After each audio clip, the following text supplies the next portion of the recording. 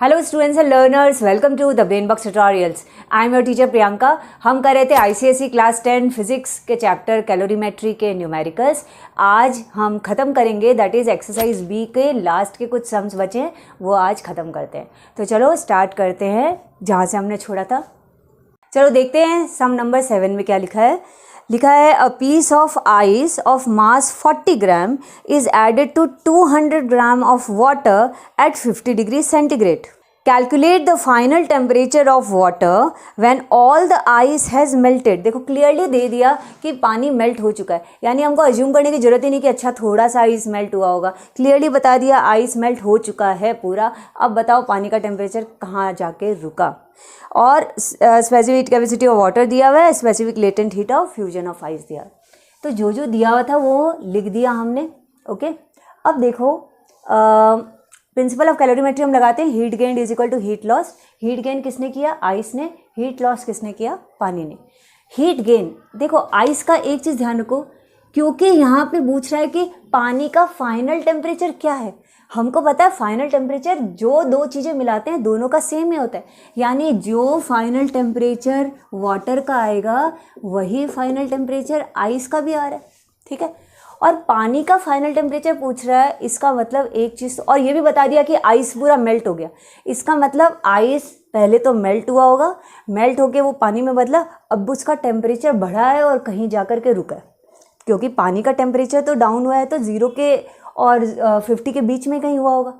तो आइस का टेम्परेचर अगर 0 और 50 के बीच आ गया, इसका मतलब 100% वो पानी में कन्वर्ट तो हो चुका है और कन्वर्ट होके आगे टेम्परेचर उसका बढ़ रहा है। तो हम क्या लिखेंगे हीट गेन्ड आइस वाले पार्ट में? पहले तो आइस पिघला, क्योंकि टेम्परेचर नहीं दिया तो हम मानेंगे चलो 0 पे था। सबसे पहले तो वो पिघल गया, उसके लिए हीट एनर्जी ली m/L। फिर जब वो पानी में कन्वर्ट हो गया तब उसने जो भी फाइनल टेम्परेचर तक है वहाँ तक पहुँचने के लिए उसने हीट एनर्जी एब्जॉर्ब की mc∆T। ठीक है, पानी बन गए। और पानी ने कितना हीट लूज़ किया? वी डोंट नो, mc∆T लिख देते हैं। ठीक है, ये आइस वाला पानी है, ये नॉर्मल पानी है। अब हम m 40 ग्राम है ना, तो 40 ग्राम देखो, या तो इसको ग्राम में चेंज, इसको केजी में चेंज कर लो या इसको जूल पर ग्राम कर लो। मैं इसको केजी में चेंज कर देती हूँ। तो 40 डिवाइडेड बाई 1000 इंटू L दिया हुआ है 336 इंटू 10⁻³ मतलब 3 zeros। ठीक है, ये एक पार्ट, प्लस वही आइस पानी में बदला है तो वही 40 ग्राम वाला ही लेंगे, 40/1000 लिख देती हूँ। C अब ये पानी में बदल चुका है तो पानी वाला लो। ठीक है, आइस था पहले लेकिन अब तो पानी में बदल चुका ना। टेम्परेचर देखो, इसका टेम्परेचर बढ़ रहा है, 0 से बढ़ना चालू किया, फाइनल हमको पता नहीं, कुछ भी आया होगा, हम उसको T मान लेते, कैपिटल T। ठीक है, कैपिटल T मान लेते। यहाँ तक पानी का टेम्परेचर पहुँचा है, ज़्यादा ही है 0 से तो मतलब T-0। ठीक है, अब इसका पानी का mc∆T 200 अगेन ग्राम है, केजी में बदलो। C 4200 है, टेम्परेचर 50 था और ठंडा होके T तक पहुंचा। अब ये T हमको निकालना है। अब सॉल्व करते और T लाते हैं तो 1000 गया, ये करते हैं।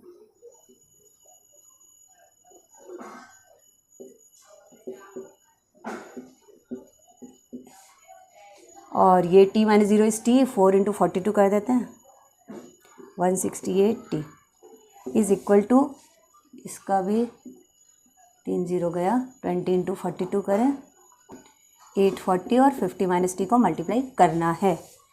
तो 13440 plus 168T is equal to, इसको मल्टीप्लाई करें तो 42,000 माइनस 840T आया। सारे T वाले पोर्शन एक तरफ, मतलब 168T प्लस 840T एक तरफ। ठीक है, इम्प्लाइज का साइन लगा देती हूँ, इज इक्वल टू 42,000 माइनस 13440, यानी कि ये हुआ 1008T इज इक्वल टू, इसको माइनस करो तो होता है 28560। तो अब ये कैलकुलेशन जो है छोटा सा यहाँ कर देती हूँ कि T की वैल्यू क्या आएगी, 28560 डिवाइडेड बाई 1008। ठीक है, ये 4 से जा रहा है,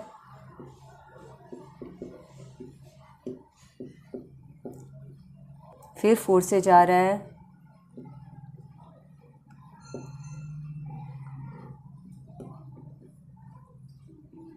थ्री से जा रहा है,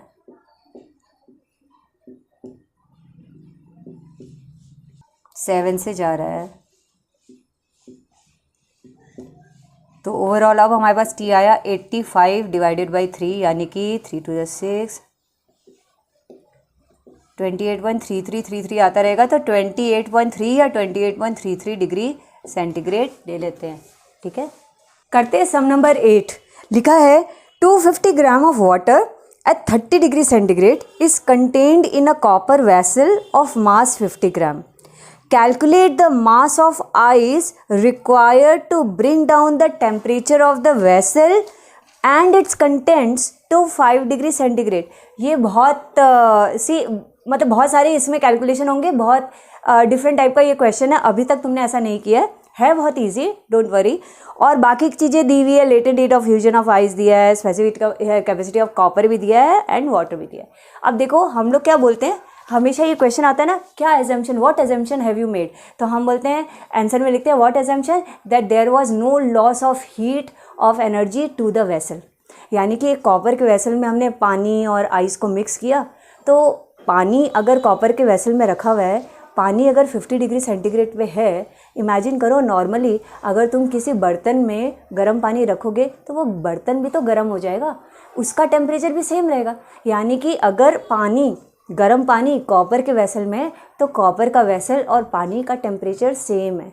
अगर पानी ठंडा हो रहा है तो वेसल भी ठंडा होगा। अगर पानी का फाइनल टेम्परेचर 5 पे आया तो कॉपर वेसल का भी टेम्परेचर 5 में आएगा। यानी जो भी कंटेंट कॉपर वेसल में रखा है ना, कॉपर वेसल का टेम्परेचर इनिशियल फाइनल वही रहता है। पर कॉपर का वेसल है, मास उसका अलग है, वो बता दिया।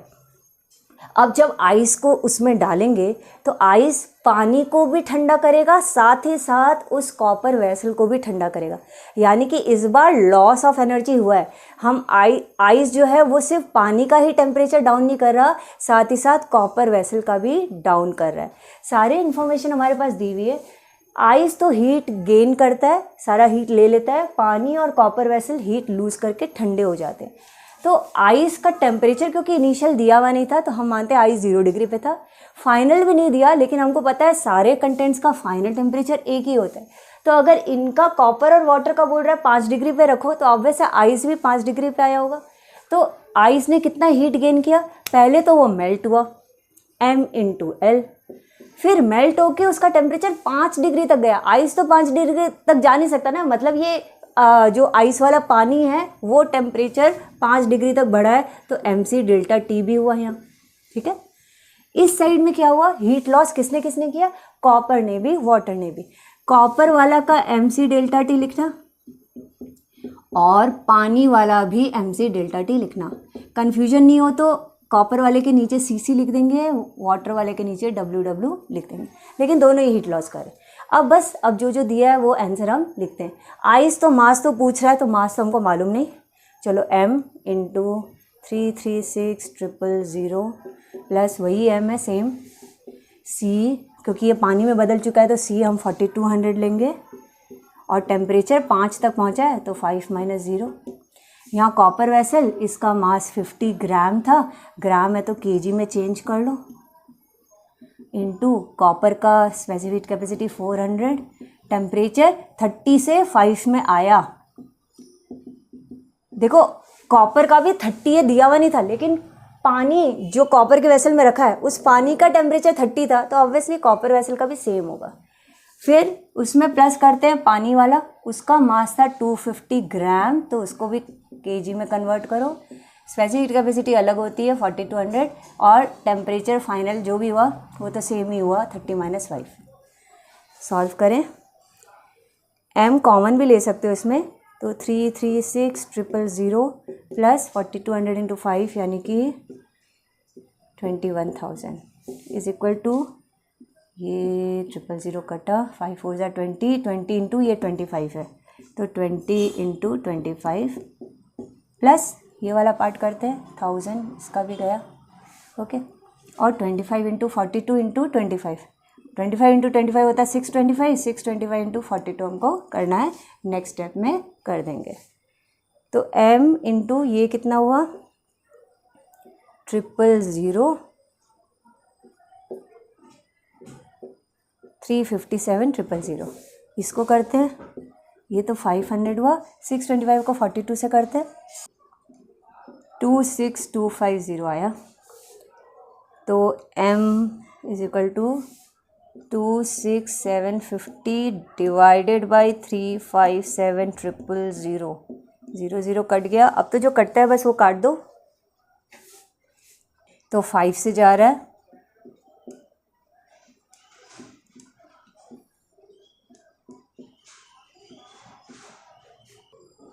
फिर 5 से जा रहा है,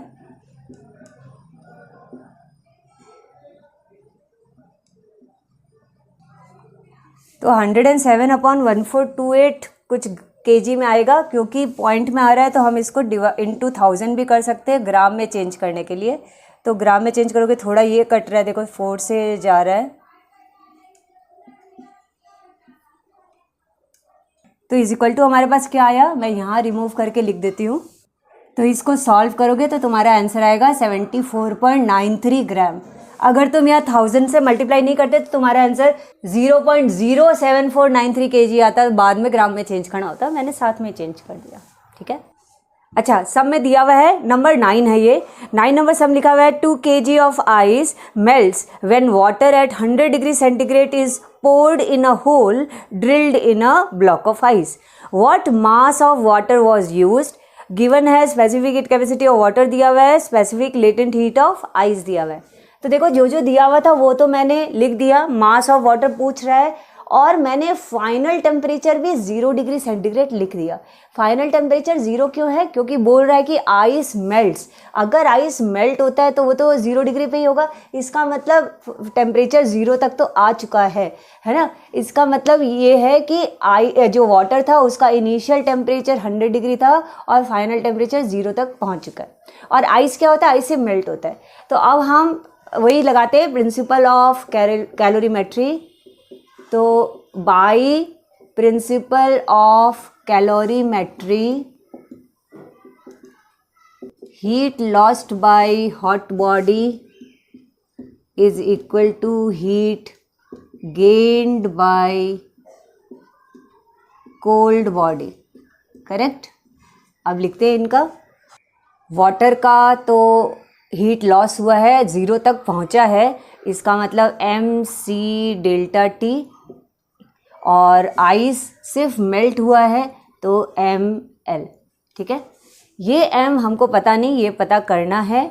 c दे दिया है 4200, टेम्परेचर 100 से 0 तक पहुंचा, ठीक है, इज इक्वल टू यहाँ m 2 kg आइस है और latent specific latent heat 336 into 10⁻³ that is 1000 दिया हुआ है।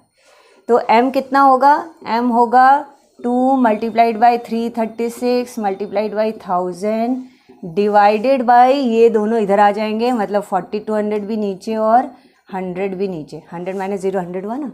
अभी ये 3 0 कट गया, 2 इससे 1 इससे, और जो कट रहा है काट देते। तो 2 से जा रहा है, फिर 2 से जाएगा, ठीक है, 3 से जा रहा है, 7 से जा रहा है, और मास हमारा हुआ 8/5 यानी कि 1.6 kg वाटर का मास था। सब नंबर 10 देखते हैं, लिखा है calculate the total amount of heat energy required to convert 100 gram of ice at -10 degree centigrade completely into water at 100 degree centigrade. Specific heat capacity of ice दिया है, specific heat capacity of water दिया है, and specific latent heat of ice दिया है। हमको क्या बोल रहा है, आइस है -10 में, उसको इतना हीट एनर्जी दो कि वो गर्म होते होते पानी में बदल जाए और पानी का टेम्परेचर भी 100 डिग्री सेंटीग्रेड पहुंच जाए। इतने के लिए हमको कितनी हीट एनर्जी देनी पड़ेगी।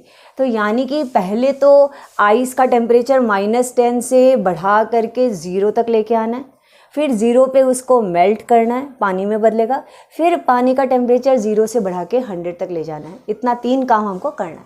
तो हम बोलेंगे heat energy required is equal to कितना हुआ, पहला कि heat energy to increase the temperature of water, temperature of ice, फिर लेटेंट हीट यानी कि कन्वर्जन चेंज के लिए, और फिर heat to increase temperature of water. ये 3 चीज़ चाहिए ना हमको। यानी जब आइस का ही टेम्परेचर नॉर्मली बढ़ता रहता है तो mc डेल्टा टी, बस ये आइस है तो आई लगा देती हूँ, plus latent heat ml, plus water का इंक्रीज करेंगे तो वापस mc डेल्टा टी चाहिए, इसमें वाटर है तो w लिख देते हैं। कितना है, 100 ग्राम ऑफ आइस है ना, तो मास तो वही है 100 ग्राम। मैं ग्राम को चेंज नहीं करी हूँ केजी में, क्योंकि यहाँ पे देखो ये स्पेसिफिक हीट कैपेसिटी और स्पेसिफिक लेटेंट हीट सब जूल पर ग्राम में ही है, इसीलिए मैंने चेंज नहीं किया। अब यहाँ पे स्पेसिफिक हीट कैपेसिटी, क्योंकि ये आइस है तो आइस वाला लो 2.1, चेंज इन टेम्परेचर -10 से 0 पहुँच गया, मतलब 0 -10, फिर प्लस हुआ ml यानी कि अगेन 100 ग्राम है, और specific latent heat 336, plus again 100 ग्राम है, इस बार पानी है तो 4.2 लो, और इसका टेम्परेचर 0 से 100 हुआ ना, यानी 100 - 0। बस अब तो नॉर्मल सॉल्व करना है, तो ये तो इजी है बहुत। इसको सॉल्व करते ये 10 है, ये 1000 है, तो ये हो गया 2100 प्लस 33600 प्लस ये भी 100 और ये 4.2 से हुआ तो 42000 लगा। यानी टोटल हीट एनर्जी, बस इनको ऐड करना है, 77700 यानी 77,700 जूल ऑफ हीट एनर्जी चाहिए। बुक में इसको 10⁴ करके दिया है, तो देखो यहाँ पे हम ऐसे भी लिख सकते हैं इसको, या तो ऐसे ही छोड़ दो, या नेचुरल नंबर के बाद एक पॉइंट डेसिमल होना चाहिए ना, तो यहाँ हम अभी मानते हैं डेसिमल है, इतना 0.0 है, तो कितना पीछे आ रहा है देखो 1 2 3 4 प्लेसेस बैक जा रहा है, यानी 7.77 लिखेंगे, और 4 प्लेसेस बैक लाए तो 10⁴ जूल। ऐसे भी लिख सकते हो, ऐसे भी छोड़ सकते हो, ठीक है। नाउ नेक्स्ट करते हैं नंबर 11। नंबर 11 10 जैसा ही है, थोड़ा सा इसमें 10 में पूछ रहा था हीट एनर्जी कितनी चाहिए, इसमें पूछ रहा है specific latent heat of ice बताओ कितना है। क्वेश्चन दिया देखो, amount of heat energy required to convert 1 kg of ice at -10 degree centigrade to water at 100 degree centigrade is 7,77,000 joule. Heat energy यहाँ दिया है, इतना चाहिए, इतना लगता है हमको, और पूछ रहा है calculate the specific latent heat of ice. Specific heat capacity of ice दिया हुआ है, specific heat capacity of water दिया है, इस बार joule per KG per kelvin वैसे दिया है। ओके, तो हम अगेन वही करेंगे, heat energy required, total heat energy कितनी चाहिए देखो, तो पहले आइस -10 से टेम्परेचर बढ़ते बढ़ते बढ़ते 0 तक पहुंचेगा, वो हीट एनर्जी होगी mc डेल्टा टी, जो आइस में लग रही है इसलिए आई लगा देती हूँ। फिर जब 0 पे पहुंच गया तो आइस मेल्ट होगा, तो m × l ये हीट चाहिए, और अब जब पानी में बदल गया 0 पे, अब 0 से 100 तक चढ़ने के लिए फिर से उसको हीट एनर्जी चाहिए, तो फिर से mc डेल्टा टी, क्योंकि सेम ही स्टेट में है। अब ये वाटर है तो w लगा देते हैं। ये हीट एनर्जी हमको पता है 7,77,000 है, तो 7,77,000 इज इक्वल टू, ये तीनों को ऐड करने से आता है, यानी कि ये मास है 1 kg, इसका specific heat capacity of ice 2100, temperature कितना हुआ 0 -10 दैट इज 0 + 10 प्लस ml यानी अगेन 1 × l तो हमको पता करना है, प्लस 1 × वाटर वाला 4200 लो, और 100 तक पहुंचा मतलब 100 - 0 है ना। अब सॉल्व करते हैं इसको, ये 21,000 21,000 प्लस ये L प्लस ये हुआ 4200 फिर से 00, तो 7,77,000 इज इक्वल टू 21,000 एंड 4,20,000 को ऐड कर देते हैं तो ये होता है, ठीक है, प्लस L। फिर इसको इधर ले आते हैं तो 777,000 minus 441,000 is equal to L है। यही कर देती हूँ सम को। अब तो लास्ट स्टेप ही है। L की वैल्यू क्या आएगी, इन दोनों को माइनस करने से आ जाएगी। तो माइनस करते हैं, 1 2 3 zeros हुआ और ये हुआ 6, ये हुआ 3, ये हुआ 3। तो 336,000 मतलब ऐसे लिखो, या फिर 336 into 10⁻³ joule per gram, joule per KG, sorry joule per KG, जैसे दिया हुआ रहता है ना बुक में, उस तरीके से करके दे दिया। नाउ क्वेश्चन नंबर 12 देखो, लिखा है 200 gram of ice at 0 degree centigrade converts into water, यानी से मेल्ट हो जाता है at 0 degree in 1 minute when heat is supply to it at a constant rate. ठीक है, क्योंकि टाइम दिया हुआ है 1 मिनट तक, तो हम ये मान के चलते हैं कि उसको हमने किसी हीटर पे रखा है, कोई इलेक्ट्रिकल इक्विपमेंट है। ठीक है, उसमें 1 मिनट तक हीट देते हैं तो आइस जो है वो वाटर में कन्वर्ट हो गया। अब बोल रहा है in how much time 200 gram of water at 0 degree centigrade will change to 20 degree centigrade. तो पानी है, अभी उसको भी हम उसी हीटर पे गर्म कर रहे हैं, तो बताओ वो 20 डिग्री सेंटीग्रेड तक उसका टेम्परेचर कितनी देर पे पहुंचेगा। टाइम पूछ रहा है, इसका मतलब यहाँ इलेक्ट्रिकल इक्विपमेंट है, लेकिन इलेक्ट्रिकल इक्विपमेंट के हीट एनर्जी का फॉर्मूला क्या होता है, P into T, power into time. लेकिन पावर भी नहीं दिया, तो हमको सबसे पहले तो पावर निकालना पड़ेगा उस इलेक्ट्रिकल इक्विपमेंट यानी उस हीटर का। तो हम लिखेंगे, आइस से हम निकाल सकते हैं, तो हम लिखेंगे कि बाय प्रिंसिपल ऑफ कैलोरीमेट्री, वो पूरा पार्ट तो लिखना ही है देखो। तो by principle of calorimetry heat lost by the heater, क्योंकि यहाँ हीटर वर्ड नहीं है बट हमको समझ में आ रहा है कि हीटर यहाँ पे जरूर था, तभी उससे गर्म किया है। Heat lost by heater is equal to heat gained by ice, right. Ice गर्म हुआ है तभी तो पानी में बदला है, तो हीट आइस तो खाली बदला है वाटर में, यानी कि M इंटू एल। और हीटर क्या दिया है, वर्क जो किया, मतलब हीट एनर्जी जो है वो पावर इंटू टाइम होता है। पावर हमको नहीं पता, टाइम पता है 1 मिनट यानी 60 सेकेंड्स। इसका M पता है 200 ग्राम, L हम 336 जूल पर ग्राम ले रहे हैं, इसीलिए इसको ग्राम में ही रखें। तो इससे पावर ऑफ द हीटर निकल जाएगा 200 इंटू 336 डिवाइडेड बाई 60। काटते हैं इसको, ये 6 से जा रहा है, तो ये आंसर आ गया हमारा 1120 वॉट जो है ये पावर है इस हीटर का। ठीक है, अब हम अगर करें again heat lost by heater is equal to heat gained by water वाला पार्ट रखें, तो वाटर गर्म हो रहा है तो उसको तो चाहिए MC डेल्टा T हीट, और इलेक्ट्रिकल इक्विपमेंट है तो अगेन पावर इनटू टाइम। इस बार हमको पावर पता है 1120 वॉट है, टाइम हमको निकालना है। यहाँ हमको वाटर का सब कुछ पता है, 200 ग्राम है, स्पेसिफिक हीट कैपेसिटी दी नहीं है, लेकिन हमको पता है कि 4200 होता है joule per KG per kelvin, यहाँ ग्राम के हिसाब से ले रहे हैं तो 4.2 ले लेते हैं। टेम्परेचर 20 तक पहुँचा है तो 20 माइनस 0 दैट इज़ 20। तो टाइम कितना निकलेगा, 200 इंटू 4.2 इंटू 20 डिवाइडेड बाई 1120। ये पॉइंट हटा दो 4.2 का नीचे, और एक 10, 2 0 कटा, 2 0 कटा, ये 2 से जा रहा है, ये 7 से भी जा रहा है, 4 से जा रहा है और 2 से भी जा रहा है, तो नीचे कुछ नहीं बचा, ऊपर आया 15। तो टाइम कितना है, 15 सेकेंड है। ये थोड़ा डिफरेंट सम था, थोड़ा सा दिमाग लगाना पड़ेगा, हीटर वर्ड यूज़ नहीं हुआ और इस तरीके से बता रहा है, पर टाइम मेंशन करने से एक आइडिया लगा लो कि टाइम मेंशन है यानी power into time formula use हो रहा है, यानी कोई इलेक्ट्रिकल इक्विपमेंट है। अब पानी को गर्म कर रहे हैं तो इलेक्ट्रिकल इक्विपमेंट तो हीटर ही होगा, रेफ्रिजरेटर तो हो नहीं सकता, इसलिए मैंने हीटर लिख दिया। तो हमारे इस एक्सरसाइज के दैट इज़ 11B के भी सम सारे हो गए 12।